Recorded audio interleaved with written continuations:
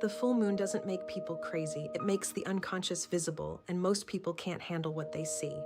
Every month, the full moon rises and people blame it for everything from sleepless nights to emotional breakdowns. But Carl Jung saw something deeper in the moon, a mirror of the unconscious itself.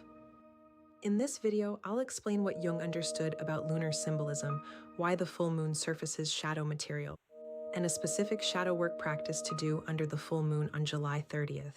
In Jungian psychology, the sun and moon are not just celestial bodies, they are the oldest symbols of the conscious and unconscious mind. The sun represents consciousness, what you can see, what you're aware of, the light of ego. The moon represents the unconscious, what's hidden, what operates beneath the surface.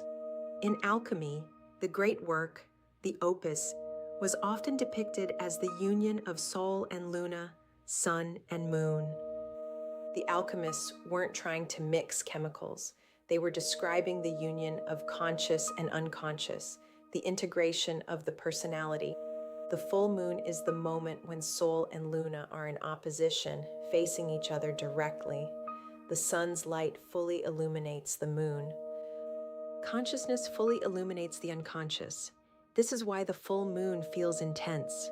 It's not superstition, it's symbolic psychology playing out in real time. Here's what happens psychologically during a full moon. The shadow, the parts of yourself you've repressed, becomes more accessible. Think of it like this. The unconscious is the ocean. The shadow is what lives in the deep. The full moon is the tide pulling the deep water up to shore. Here's the practice. On the night of the full moon, July 30th, do this.